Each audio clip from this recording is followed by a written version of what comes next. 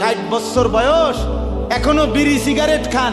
এ বিড়ি খাইতে খাইতে আমনে গিয়া নবীজির থেকে হাউজে কাউসারের পানি লইয়া লাইবেন আর নবীজি দিয়া লাইবেন। আচ্ছা ঠিক আছে কাকা, আগান না, অসুবিধা কি?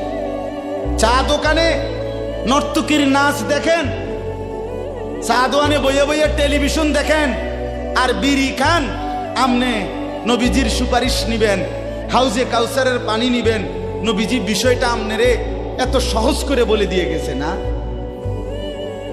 কথা বলেন না কেন?